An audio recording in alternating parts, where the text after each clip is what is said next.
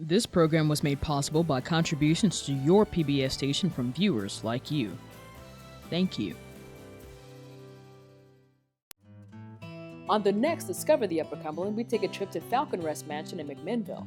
Next, we visit the historic Forbus General Store in Pall Mall. And then we follow R Cubed on the recycling tour in Cookeville. All of this and more on the next Discover the Upper Cumberland, right here on WCTE, your Upper Cumberland PBS. Funding for this program is provided in part by the United States Department of Agriculture.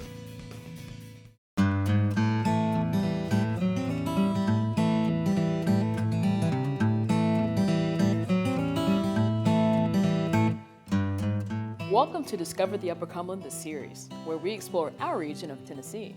I'm your guide, Desiree Duncan. Built in 1896 to be the grandest mansion in Tennessee, Falcon Rest in McMinnville is a beautiful tourist attraction offering daily tours, dinner shows, and seasonal events. And its bed and breakfast and unique gift shop are open year-round. Producer Jacob Carr takes us to Falcon Rest in Warren County. Falcon Rest was built in 1896 by Clay Faulkner, who was the richest man in this region, and he promised his wife Mary that if she would move from town out here so it could be closer to his Gorilla Pants factory, that he would build her the grandest mansion in Tennessee. And 1 year later, in 1897, they moved in to this 10,000 square foot mansion called Falcon Rest.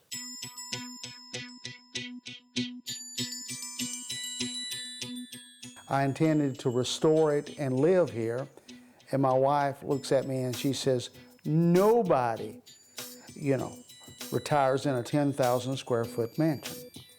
And so after we got it restored, people wanted to see it, and so we opened it as a tourist attraction.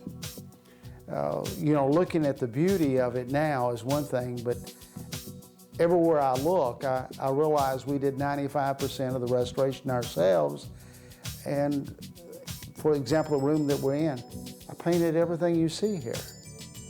The furnishings, I bought every furnishing you see here. And so there's a lot of time and a lot of effort. And so for those who wish to try, may God bless you.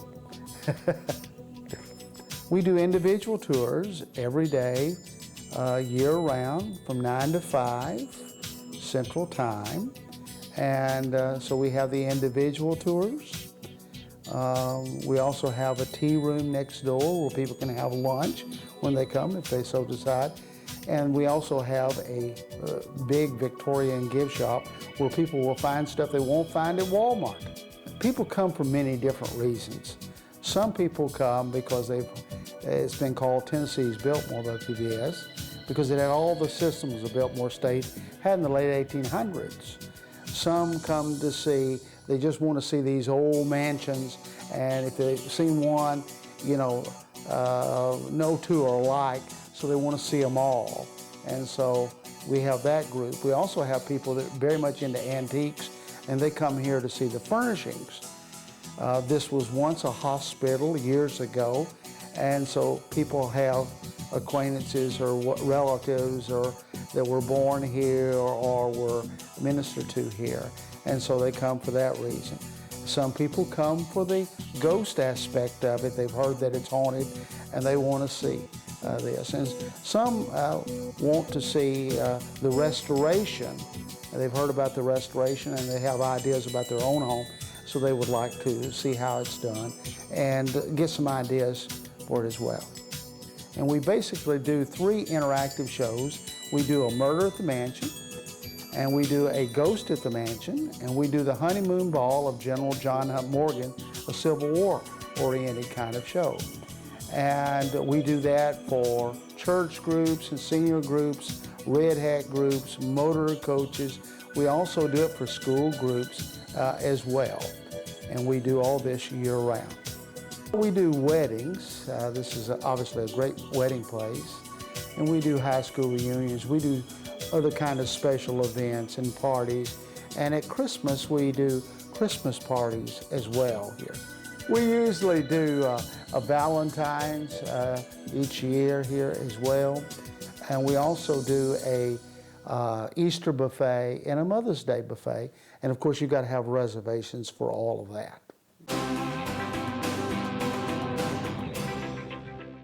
We want you to come see Falcon Rest Mansion, this 10,000 square foot mansion where history is fun. I'm here with some of the leaders from the Cookeville Rescue Mission, Lisa Malone and Kim England. Thanks for joining us today. It's a pleasure to be here. So give us a little bit of history about the Cookeville Rescue Mission. And it serves as an emergency shelter for men, women, and families that either are in our community or are passing through. We provide emergency shelter, showers, clothing, essential services, spiritual guidance, that sort of thing, to try to keep them off the streets and hopefully into better living arrangements, placement into housing, and so on and so forth.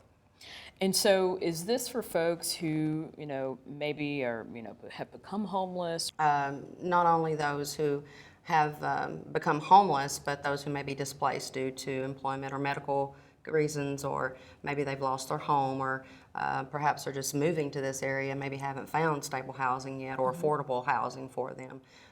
We see just a variety of different needs that need to be met. It's not the typical, unfortunately homelessness comes with a stigma, whether they're, drunks, bums, whatever, and that's just not always the case. It could be people that are just either lost their home or, can't find affordable housing, or maybe ran into just hard times, divorce, domestic situations. And do you find a rise in that around the holiday season? We do. Obviously, the weather plays a huge factor. There are still several that are in our community that sleep in the cars or behind buildings or, fields, campgrounds. Usually the campgrounds will close in October. So we'll begin to see a rise when those campgrounds start closing, and then obviously the cold weather obviously brings more in too. Right. So with all the services that you provide for the community, how do you make that happen? I know that fundraising is a big part of that. Fundraising is a big part of that. We have been blessed to have sort of a broad-based support. It's not just from our biggest fundraiser, which is coming up, and I'll talk a little bit about, but we have diverse support. A lot of churches support the rescue mission. A whole lot of individuals support the rescue mission. Businesses support the rescue mission. So again, it's a broad base of support that keeps the rescue mission doors open. The biggest fundraiser, though, the biggest single event for the rescue mission is the bell ringing. And this year we have a new slogan for bell ringing. It's called the Sound of Hope. And I'm just really partial to that. Kim came up with that, or Ryan came up with that. I'm not sure which. We as a team come up with it. We just sit and brainstorm some ideas for a good theme. So, it to me says everything that bell ringing is, because as the biggest fundraiser for the rescue mission, without it, we honestly wouldn't be able to keep the doors open. So bell ringing brings in, is it a third of our budget? Wow. Probably a third. So, people come to us when we're out ringing bells, and we have a plethora of volunteers who are helping with bell ringing. Lots of community leaders are out there, and they're just having a great time. It's really turned into an event as much as it has a fundraiser, and folks enjoy being out there. But when people, get out of their car and they empty their change and put it into the bucket, it really does make a difference. It really does make a difference. We have some big donations come in, and we certainly do appreciate those, but even your change makes such a difference for the rescue mission. And tell us about some of the locations that folks can, if they're listening, watching this, so that they can go and give money. We are ringing at several locations around Cookeville, Big Lots, Kroger's, Kmart, Sears, Belk has been added this year. Leo's Spring Street Market. Of course, Leo's has been a huge supporter of the rescue mission and everything we've ever needed. And then also Walmart on Jefferson, and then Walmart in Allgood. And then there'll be a few days we'll be ringing right before the holidays at Sam's. So how can folks get in touch with you about giving? If they want to volunteer to ring, then they can go to our website, or if they choose to just donate online, if they're not going to be in the Cookeville area to shop and actually put it in the buckets, they can go to our website at www.cookevillerescuemission.org. Okay, so if you're feeling charitable, check them out. Thank you, Lisa. Thank you, Kim. Thank you. And we'll get back with more Discover the Upper Cumberland.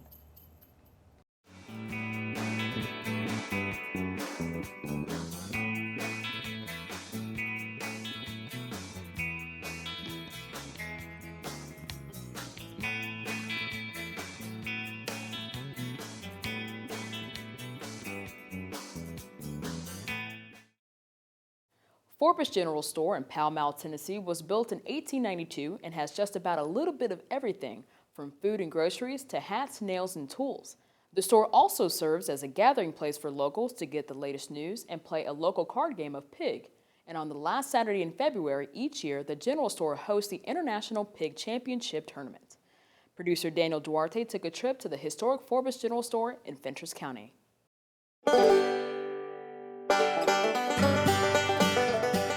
I'm Ed Anderson, owner of the Forbus General Store in Pall Mall, Tennessee.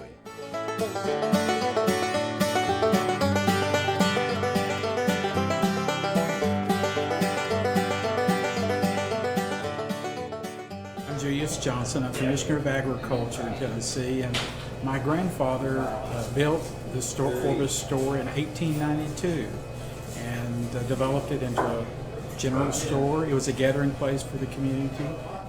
I done body shop business all my life, and I just got tired of it and quit one day and bought the store that night. So I just jumped in it, more or less, about 2 years ago.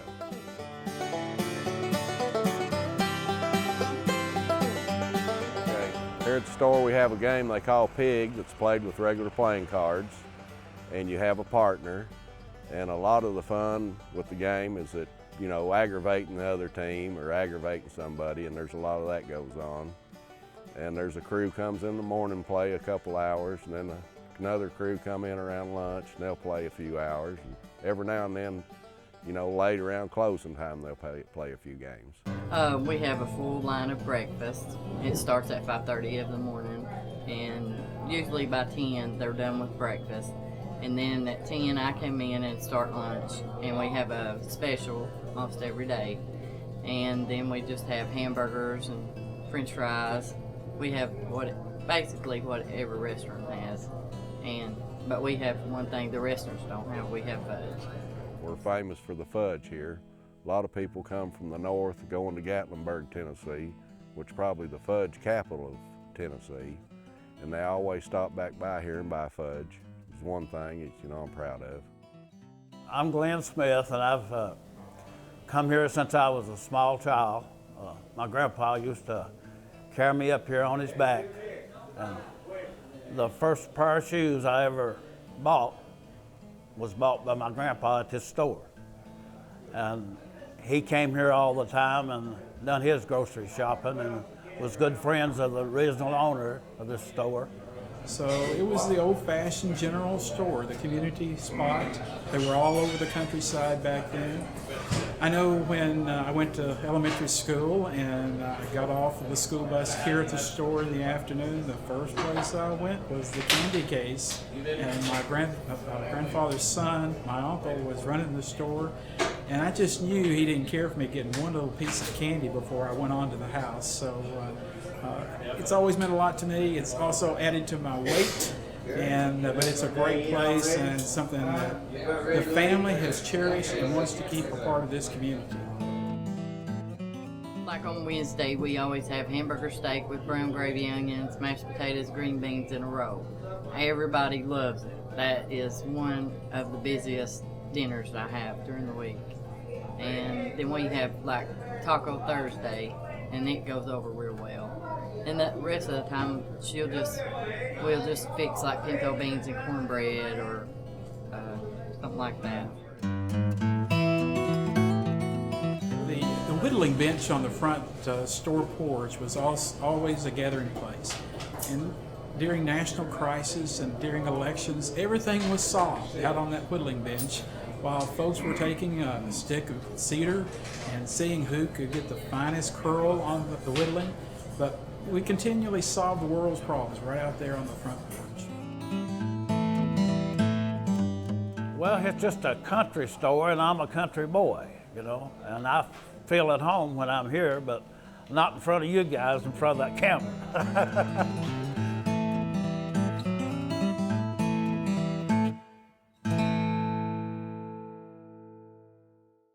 All right, we're here with Cookeville Mayor Ricky Shelton, and we were talking about some of the great new changes that are happening with the Cookeville Christmas festivities. Yes, we're going to have a lot of fun this year. Yeah. First off, kick off on December 6th, the Christmas parade, which is traditionally for 49 years has been on a Monday night. At 7, it's changing to Sunday afternoon, December 6th at 2:30 p.m. And so we're excited about that. That's put on by the Chamber of Commerce. Beth Smith is the coordinator. Followed by at 6 p.m., we'll have our new kickoff to Christmas in the Park, which is the tree lighting ceremony will start at 6 p.m. We ordered a 35-foot tall LED Christmas tree that will be synchronized to music. Extreme Lightscapes out of Texas. They're putting together a great show for us that will be there. The tree is over the fountain at Dogwood Park, and the arbors behind it will also be lit with garland and lights as well. Oh, cool. So that starts at 6 p.m. Take about 10 minutes, and then that will be followed by a Christmas celebration service, which is a collaboration of 24 local churches and 8 community school and community choirs. Oh, wow. So we're very excited about that. That will start just following the tree lighting ceremony, and then all that will wrap up at 7 p.m. And then each night from 5 to 9 p.m., there will be a 15-minute synchronized light show with a Christmas tree. So it'll play for 15 minutes and 5 times a night. So where's the music coming from? There are speakers in the park? There's speakers underneath the tree. Okay.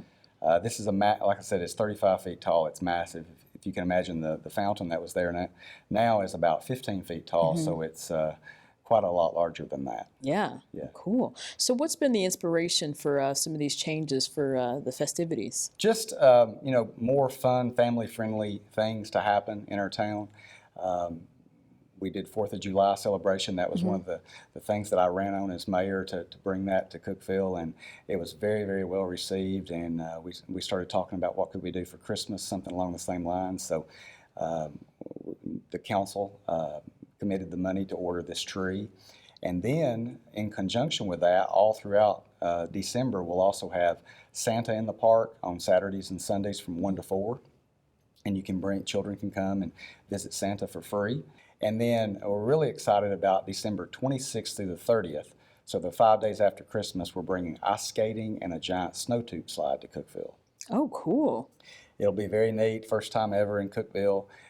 It's going to be very affordable for families. It'll be $5 to ice skate or $5 for 5 slides on this very large snow tube slide. It's 45 feet tall and 90 feet long. Wow. And this will all be in the park?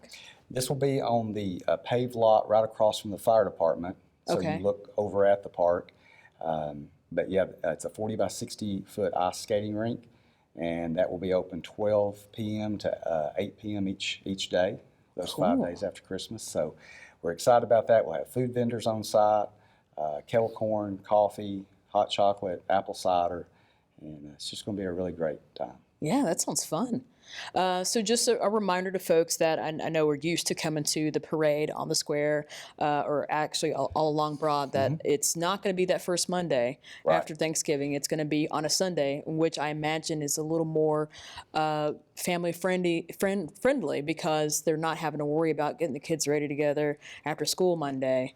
Yeah, exactly. We've talked about it for years. People have said, always said, why is it on Monday night, 7 p.m. when kids are, you want to get them in bed for school the next day. So had this idea that if we could combine it with this tree lighting ceremony and make it something really big, that it'd be fun. So the parade committee was willing to try that this year.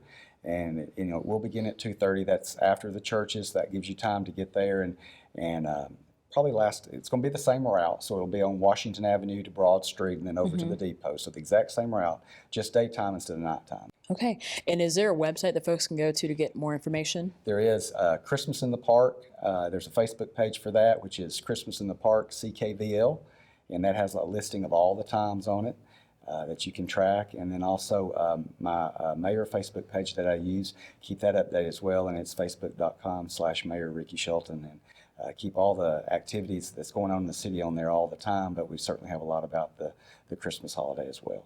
All right. Well, thanks for joining us, Thank you. Mayor Shelton. Appreciate you having me. And we'll be back with more Discover the Upper Cumberland.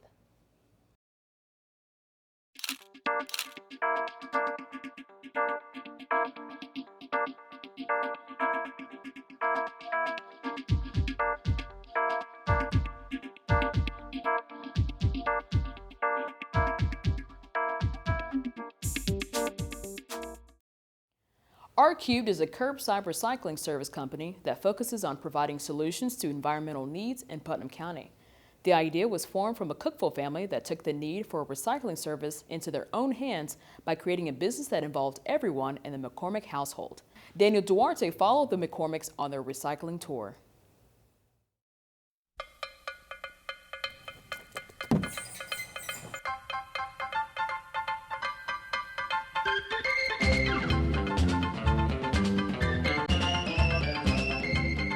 It just makes it so much easier to have somebody come and take everything away. All you have to do is put it out and it's gone. There's no running back and forth to the recycling centers. Not that that's a bad thing, everybody can do that, but it's easier if somebody takes care of it for you, and that's one of the great things about R-Cubed. Well, I'm Jason McCormick. I'm the founder of R-Cubed Environmental Solutions. It's my wife Rachel, our daughters Emmy, and our oldest daughter Ella. When we began recycling and we realized how incredibly reduced our trash was on a weekly basis, it was kind of amazing. And so for years we had our own, bins for glass in different colors and bins for paper and everything. And then when we realized that there was a service in town that could help us with that, that was so awesome.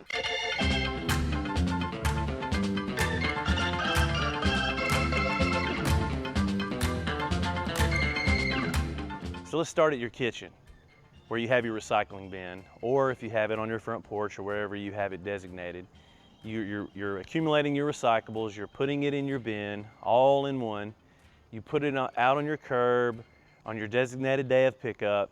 We pull up curbside, we sort through your recyclables, and what we can process locally at our R-Cubed warehouse we'll bring back here to our domicile. What we can't currently process will actually take it to our city drop-off points located in and around the city limits of Cookeville.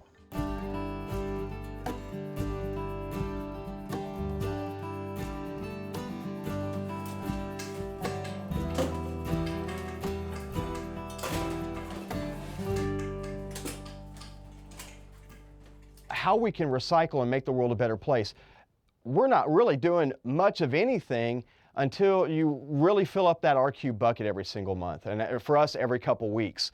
My daughter is now, anytime that she sees anything that we can recycle, she's wanting to save it and put it in the box. She brings home her Gatorade or her Lipton tea plastic bottles from her school lunches, specifically so we could put it in our bucket every single week for R-Cubed to pick up.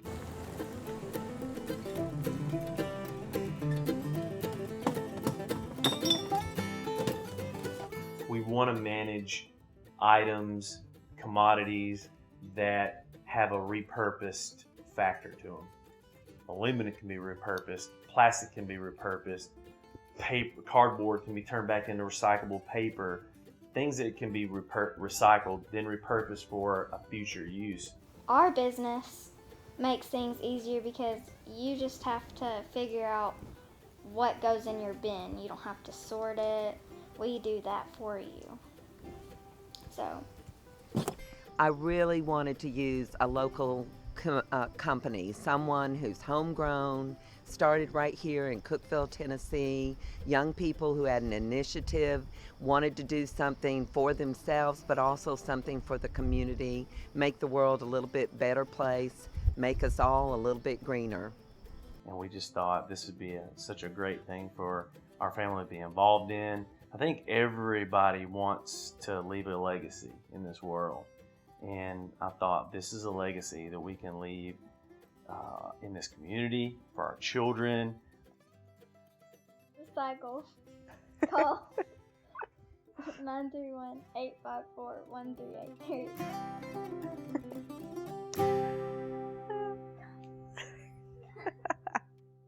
We'd love to see the Upper Cumberland through your eyes, so tag us in your pics on social media with hashtag DiscoverUC, and you just might see your shot on our next episode.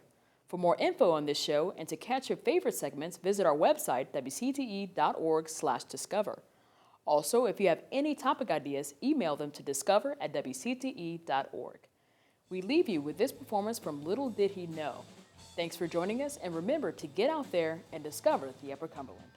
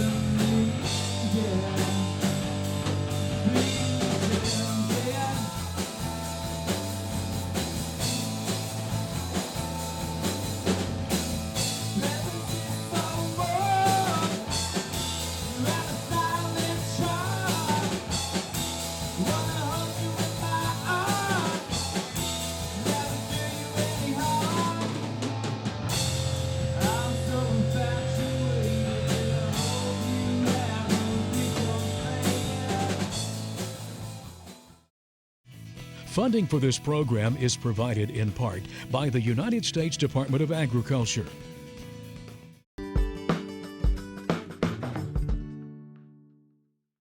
This program was made possible by contributions to your PBS station from viewers like you. Thank you.